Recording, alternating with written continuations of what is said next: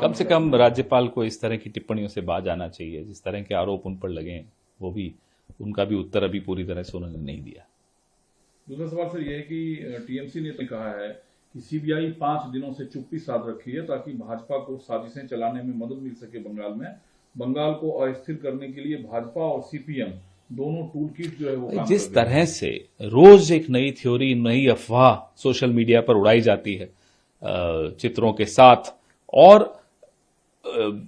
या postmortem report हो या कुछ भी हो, उसके इर्द गिर्द जिस तरह की भ्रांतियां फैलाई जा रही हैं, जाहिर सी बात है कि ये भ्रांतियां भारतीय जनता पार्टी को सूट करती हैं।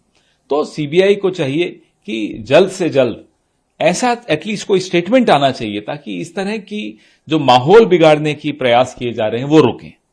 जो सर वहां तोड़फोड़ या हिंसा देखने को मिली, पीड़िता मृतक लड़की की माता पिता ने सवाल उठाया है कि जो प्रोटेस्टर्स थे उनको रोकने के लिए ममता सरकार ने जानबूझ। बिल्कुल सही बात है कि क्यों इतना तोड़फोड़ हुई, क्या परिस्थितियां बनी, कहां किसकी चूक हुई कि अस्पताल में घुसकर इतना तोड़फोड़ हो सकी, ये सवाल जायज हैं, इनका उत्तर मिलना चाहिए। कम से कम राज्यपाल को इस तरह की टिप्पणियों से बाज आना चाहिए। जिस तरह के आरोप उन पर लगे हैं, वो भी उनका भी उत्तर अभी पूरी तरह से उन्होंने नहीं दिया।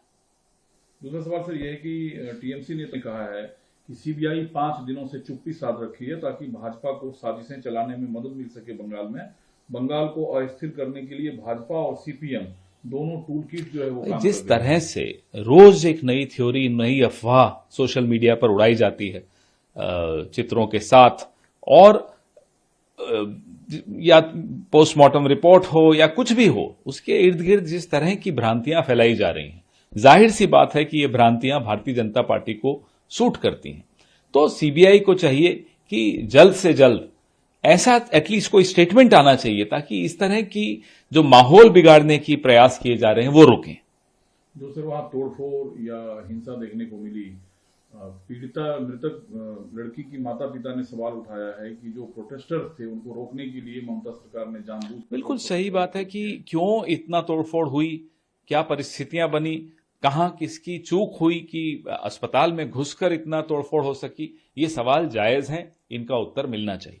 कम से कम राज्यपाल को इस तरह की टिप्पणियों से बाज आना चाहिए। जिस तरह के आरोप उन पर लगे हैं, वो भी उनका भी उत्तर अभी पूरी तरह से उन्होंने नहीं दिया। दूसरा सवाल सर यह है कि टीएमसी ने कहा है कि सीबीआई 5 दिनों से चुप्पी साध रखी है ताकि भाजपा को साजिशें चलाने में मदद मिल सके।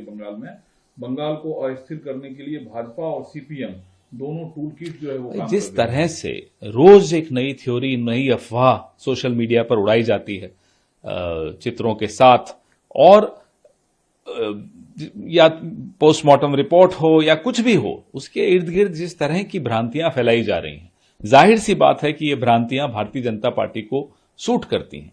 तो सीबीआई को चाहिए कि जल्द से जल्द ऐसा एटलीस्ट कोई स्टेटमेंट आना चाहिए ताकि इस तरह की जो माहौल बिगाड़ने की प्रयास किए जा रहे हैं वो रुकें।